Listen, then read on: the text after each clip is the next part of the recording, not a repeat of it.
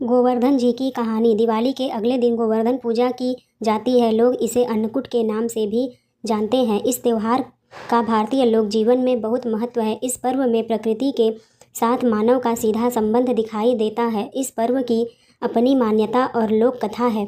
गोवर्धन पूजा में गोवर्धन अर्थात गायों की पूजा की जाती है। शास्त्रों में बताया गया है कि गाय उसी प्रकार पवित्र होती है जैसे नदियों में गंगा। गाय को देवी लक्ष्मी को स्वरूप भी कहा गया है। देवी लक्ष्मी जिस प्रकार सुख समृद्धि प्रदान करती हैं, उसी प्रकार गौ माता भी अपने दूध से स्वास्थ्य रूपी धन प्रदान करती है। इनका बछड़ा खेतों में अनाज उगाता है। ऐसे गौ संपूर्ण मानव जाति के लिए पूजनीय है और आदरणीय है। गौ के प्रति श्रद्धा प्रकट करने के लिए ही कार्तिक शुक्ल पक्ष प्रतिपदा के दिन गोवर्धन की पूजा की जाती है और इसके प्रतीक के रूप में गाएगी। गोवर्धन के पीछे की कथा के बारे में ऐसा कहा जाता है कि जब कृष्ण ने ब्रजवासियों को मूसलाधार वर्षा से बचाने के लिए 7 दिन तक गोवर्धन पर्वत को अपनी सबसे छोटी उंगली पर उठा कर रखा और गोपिकाएं उसकी छाया में सुखपूर्वक रहीं। 7वें दिन भगवान ने गोवर्धन को नीचे रखा और प्रतिवर्ष गोवर्धन पूजा करके अन्नकूट उत्सव मनाने की आज्ञा दी। तभी से यह उत्सव अन्नकूट के नाम से मनाया जाने लगा। लेकिन श्री कृष्ण जी को ऐसा क्यों करना पड़ा, आइए जानते हैं। इस कथा में बहुत समय पहले की बात है। ब्रजभूमि में सुबह का समय था। गोपिकाओं के घरों में ताजे दूध की सुगंध फैल रही थी। हर ओर हरियाली, नदियों का कलकलाहट, गायों बछड़ों। नंदगांव में बाल कृष्ण बंसी बजा रहे थे और सब दिशाएं जैसे मंत्रमुग्ध हो गई थी। तभी यशोदा मैया ने कहा, कान्हा, अरे मेरा लल्ला, अब बस कर बंसी बजाना, पहले माखन खा ले, सुबह से कुछ भी नहीं खाया तूने। फिर कृष्ण ने मुस्कुराते हुए कहा, मैया, जब तक तुम्हारे हाथ का माखन ना मिले मेरा मन ही नहीं भरता।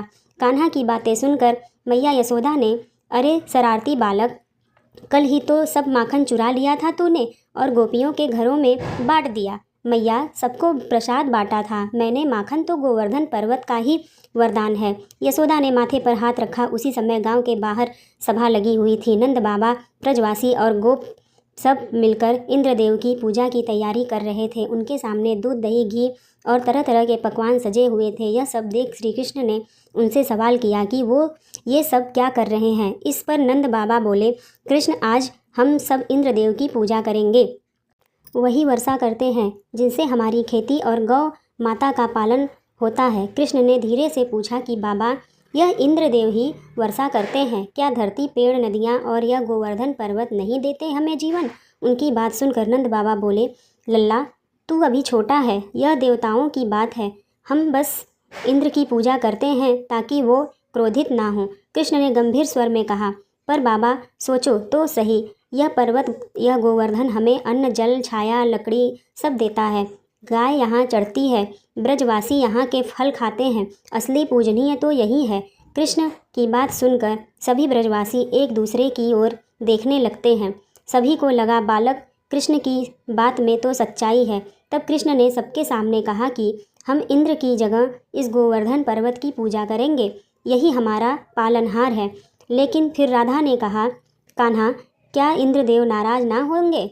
तब लल्ला ने कहा, यह बात सुनकर मुस्कुराते हुए बोले कि जो सच्चे हैं उन्हें किसी के क्रोध का भय नहीं होता। चलो आज से हम गोवर्धन पूजा का आरंभ करेंगे। ब्रजवासी कृष्ण के पीछे पीछे चल पड़े। सबने पर्वत के चारों ओर 7 परिक्रमा की। भोग लगाया गया। माखन, दही, चावल, मिठाइयाँ और अन्न के पहाड़ सजाए गए। कृष्ण ने गोवर्धन पर्वत की मूर्ति बनाकर उसके समक्ष प्रणाम करते हुए कहा, हे गोवर्धन देव, तुम हमारे रक्षक हो, हमारे जीवन दाता हो, हम सब तुम्हें नमन करते हैं। इसके बाद सभी ने जय गोवर्धन महाराज की नारे लगाए। उधर स्वर्गलोक में बैठे इंद्र ने देव ने यह सब सुना तो उनके चेहरे पर क्रोध की अग्नि जल उठी और वह गरज कर बोले, क्या ब्रजवासी मेरी पूजा छोड़कर किसी पर्वत की पूजा कर रहे हैं? यह मेरा अपमान है, उन्हें सजा मिलेगी। उन्होंने अपने ब्रजपात से मेघों को आदेश दिया कि जाओ ब्रजभूमि पर ऐसी वर्षा बरसाओ कि सब डूब जाएं। देखता हूँ कैसे बचते हैं। यह नंद के बंसी वाले उनके ऐसे कहते ही क्षण में काले बादल छा गए। बिजली कड़कने लगी और तेज वर्षा शुरू हो गई। ब्रजभूमि में हाहाकार मच गया।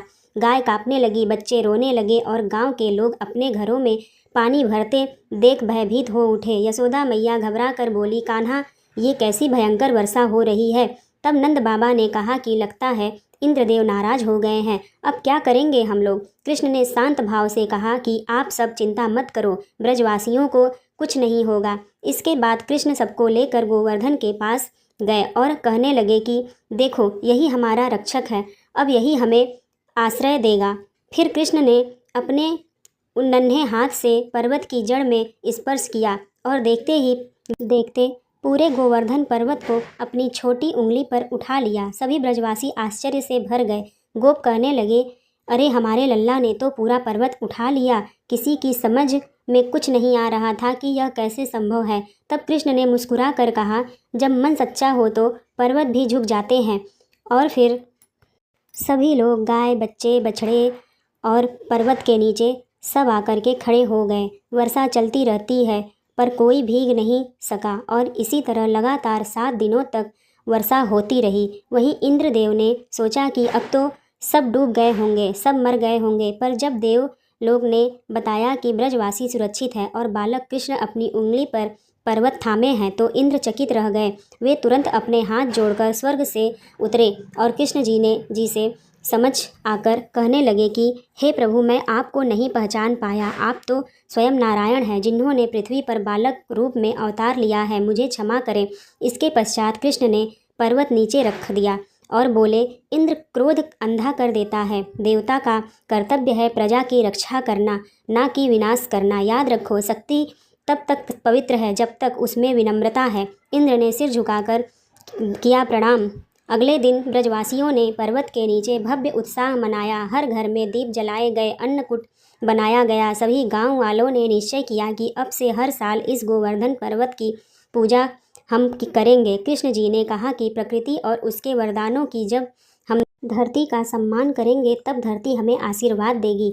ब्रज में फिर से हंसी खुशी लौट आई। गोपियाँ गीत गा रही थी, बच्चे बंसी बजाकर उसकी धुन पर नाच रहे थे और चारों ओर हरियाली फैल गई थी। ब्रजवासी हर्षित होकर बोले, जय गोवर्धन महाराज की, जय श्री कृष्ण की। फिर सांझ के समय ब्रजवासी गोवर्धन पर्वत के चारों ओर दीप जलाकर परिक्रमा कर रहे थे। कृष्ण बंसी बजा रहे थे, राधा साथ में थी और पूरा ब्रज गूंज रहा था, गोवर्धन धारी गिरधार गोपाल की जय, श्री कृष्ण भगवान की जय। और तभी से यह गोवर्धन पूजा की जाने लगी, केवल देवताओं की पूजा में नहीं बल्कि प्रकृति और सृष्टि के प्रति सम्मान है। जय गोवर्धन महाराज की।